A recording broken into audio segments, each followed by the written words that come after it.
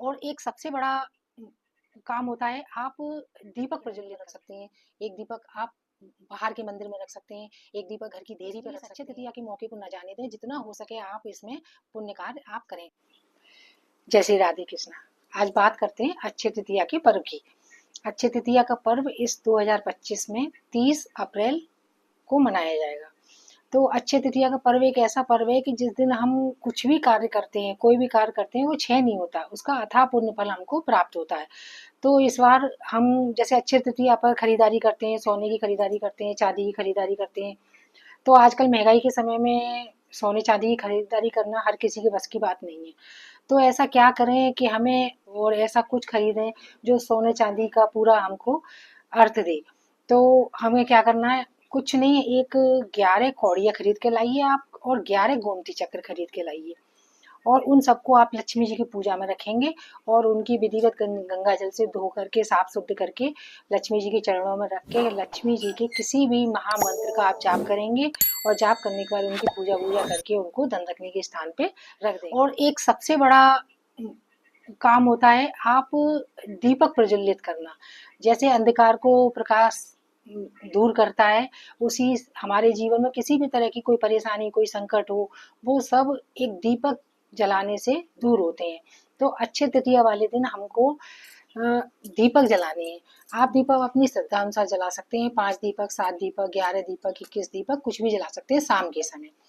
तो आप दीपक जलाइए, और दीपक जलाकर उन दीपकों को आपको अलग अलग जगहों पर रखना है। जैसे आप एक दीपक घर के मंदिर में रख सकते हैं, एक दीपक आप बाहर के मंदिर में रख सकते हैं, एक दीपक घर की देहरी पर रख सकते हैं, और मंदिर के मेन जो गेट होता है उस पर रख सकते हैं। एक दीपक आप समी वृक्ष पर रखिए, पीपल पर रखिए, केले पर रखिए, अशोक वृक्ष पर रखिए, बट के वृक्ष के नीचे रखिए, और तुलसी के नीचे रखिए, और बेलपत्र के नीचे रख सकते हैं, और किसी नदी के किनारे भी रख सकते हैं।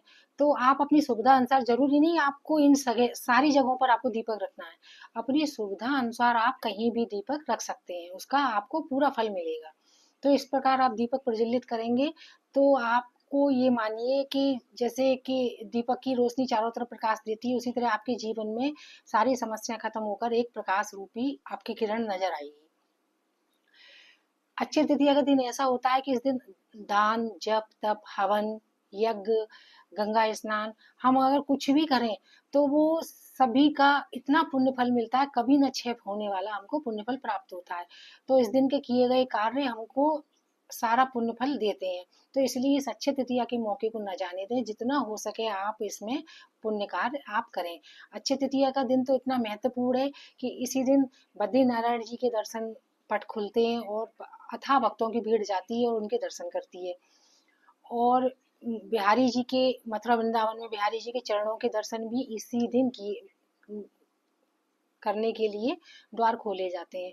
वर्ष में एक बार ही इनके चरणों के दर्शन कराए जाते हैं। उसमें भी बहुत भक्तों की भीड़ उमड़ती है और वहाँ के चरणों के दर्शन करने के लिए जाती है।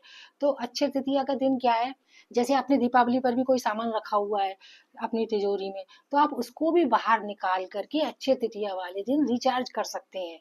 तो ऐसा होता है वो सारा सामान आप विधिवत फिर दोबारा उसका पूजन और मंत्र जाप वगैरह करते हैं, तो उसमें एक एक विशेष एनर्जी आ जाती है, और फिर उसको दोबारा आप अपने धन रखने के स्थान पर कर सकते हैं। अक्षय तृतीया वाले दिन आप कुछ ना कुछ ऐसा अवश्य करिए जिससे कि आपको अच्छे पुण्य फलों की प्राप्ति हो।